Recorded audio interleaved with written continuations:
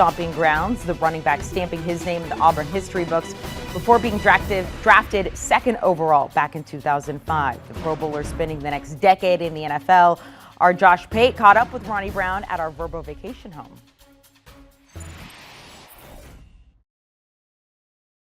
Welcome back. Late Kick on the road at our Verbo vacation home here on scenic Lake Martin continues.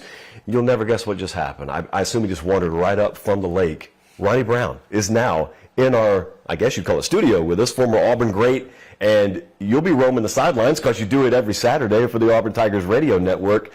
Welcome in, first off. Secondly, are you ready for this weekend? We got a big game on tap. Yep. Thank you for having me. I think I'm ready. I don't have anything to do. I just watch. I don't have to play. I don't have to worry about not getting it right. So no pressure on me. I didn't know it. This is the first time a Big Ten team's ever come into Jordan-Hare Stadium. When you were playing there, early 2000s, you guys played Southern Cal, I think. Who were some of the big out-of-conference games? I can't remember. I'm trying to sync up the times there. Yeah, that was the big one. We played Southern Cal at home. They didn't go so well for Auburn. They did a really good job. And then we played Southern Cal out there. Had a better day, but not quite enough. And then we played Penn State early 2000 in a bowl game. That day went a lot better. So hopefully there's a reflection somewhat similar to that game. So when you look at just the Auburn program overall, there was a lot of off-the-field noise back in January, February, and I kind of got the feel as we got towards SEC media days, then we got in fall camp, that's still what people's focus was on. And the team was almost anonymous. People know Tank Bigsby, but there were no other names being talked about nationally. So outside of Tank, because we can get to him in a second. He plays a position of your specialty. We can get to him in a second.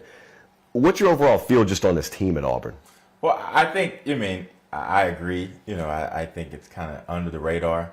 But especially like sitting in the hotbed of college football, we talk about the Southeastern Conference, being between the other school down the street, Alabama, and then Georgia, who just came off a national championship, and you got LSU, Florida. I think there's some relativity that needs to happen with the Auburn football. Tank Bigsby does a really good job. Got a couple good running backs, Jarquez Hunter as well. Got a young guy coming in. So that's good. But I think for the most part, there's some work to do as a program from a football standpoint of getting up and I think increasing that level and becoming a competitive team, when you're talking about the rivalry of, Auburn, Alabama, Auburn, Georgia, got to do a better job at that time. Let's go back to Tank for a second. When you look at him, his running style, his game, from someone who played the position, how do you break it down? How do you see him? I think he has all the talent in the world. I think he has all the capabilities to be a really great running back. He does a really good job catching the ball out of the backfield a little bit more than, I think some other guys at the position. I think he does a really good job. He has all the attributes to be a really good running back, not only on this level, but at the next level. There was a lot of hype coming out of high school. He's matched that, did a really good job in year one. And so, I think just keep building on that. And between the tackles, got to do a little bit more just for the next level. I think that's one of the things, but he has the strength to do it. It's just the opportunities to get in there. And, I think that happens later in the season. As the season goes on, you start to get into more conference play. And so I think we'll see a lot more of that. But I love to see him get a little bit more involved in the passing game as well. Some screen plays, being able to get there out in distance, just because, you get beat up in between the tackles in this conference. And so being able to be versatile, show some of those things to get better matchups and get a chance to running back on defense or secondary guys, which, a lot of times we favor those matchups as running backs. So this matchup in particular, how much of Penn State have you seen this year? They played a Thursday night opener against Purdue. They played Ohio last week. You got a lot of guys back on this team that were there last year. So, how familiar are you with Penn State? Not very familiar. I saw some of their week one game against Purdue. Was a close one. I thought Purdue should have won that game. But they got a talented quarterback. I got a former teammate's son, Joey Porter Jr., who plays corner over there. Really physical guy. Always looking to make a difference, make a play. So you got to be aware where he's at. Just not letting the quarterback escape the pocket. You got to kind of keep him in, make him one-dimensional. The more the ball's in the air, it gives you more opportunities as a defense. And, usually whoever wins the turnover battle usually wins the game. And so you try to create those opportunities. But at the same time, as an offense, for Auburn, you're going to have to control the tempo of the game, and you have to limit some of those self-inflicted things. There's some of the penalties, some of the things that have happened, last week, they didn't look so sharp. And so you got to be aware of those things as well as a football team. You got a really interesting game day role.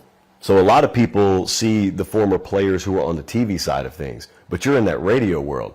So when they toss to you down on the sideline, you literally got to paint the entire picture because there's no assistance of camera there. There's no visual medium. So from your playing days to now having a microphone in your hand, what's that transition been like? How has that experience? It's great. I didn't think about, I obviously thought about graduating communications, thinking about doing something in the media world, sports world.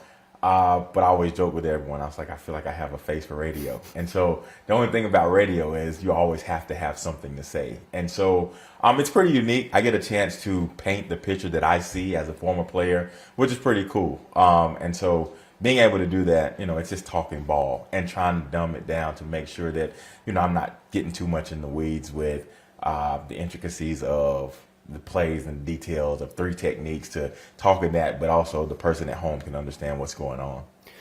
There's an interesting sort of kind of parallel philosophy in running back recruiting right now. And some programs, they pitch guys on, come in here, be the workhorse, you'll get the lion's share of the carry. And then there are other places who pitch you on being part of a stable, leave some more tread on your tires, have more to offer when you go to the next level. You play with Cadillac Williams at Auburn.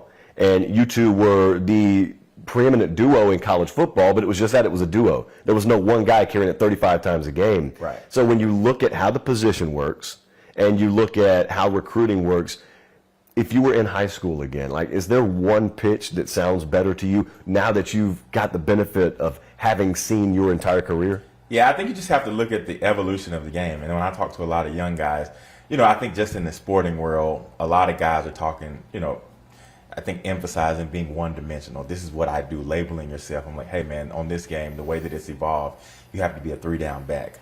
And more importantly, as you progress and go to the next level on a professional level, you got quarterbacks that are making $40 to $50 million a year. So I'm like, hey, if you can't protect those guys, you're not involved in 3rd downs. It makes your job a lot harder because, first and second down, that's in the job description. You're a running back. You should be able to carry the football.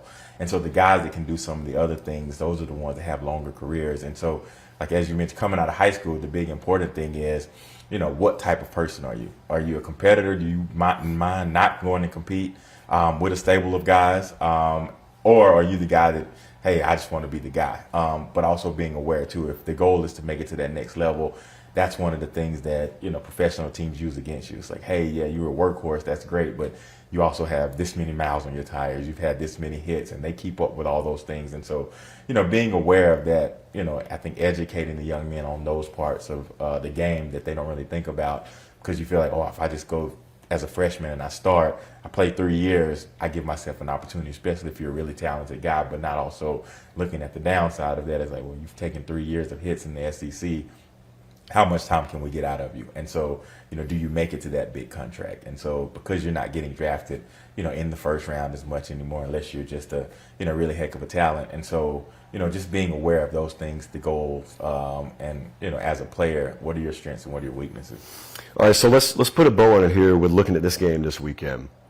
Give me a couple of things you're looking for and maybe how you feel this game's going to play out. Yeah, I think in these games, it's, first, well, for Auburn, it's the first big game.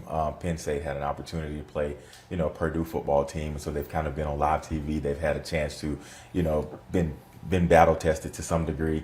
For Auburn, it's about controlling the line of scrimmage. The team that controls the line of scrimmage plays on the other side of the other team's side of the line of scrimmage. Usually gives yourself an opportunity, but you eliminate the mistakes. You got to limit some of those things, whether it's the holding penalties, offsides, pass interference, targeting. That's a big one because you don't want your star players to, be taken out of the game because of a penalty. And so you start doing those things, and then turnovers. You got to get turnovers, and then. I don't look at it as much anymore because of the game. You see the ball a lot in the air a lot of times.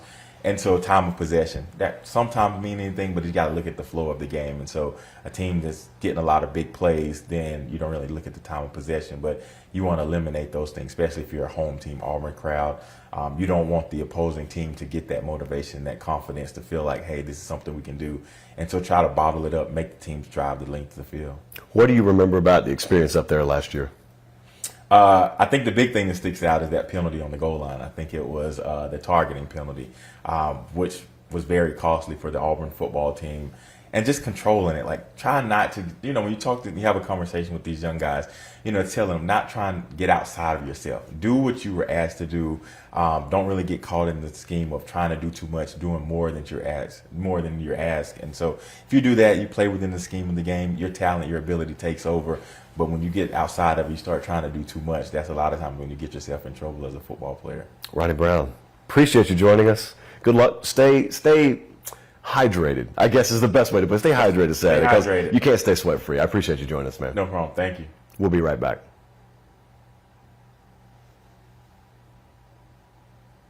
Cover 3 podcast, everything you need to know about the world of college football. Latest episode there, college football's best bets for week 3. Our picks for Miami at Texas A&M, Penn State, Auburn, and Oklahoma visiting Nebraska. Make sure to download and follow. Do you want a sports network that delivers everything that matters about the game? The highlights, the picks, the instant analysis, no yelling, no fake debates, no politics. Hit the subscribe button and never miss a moment.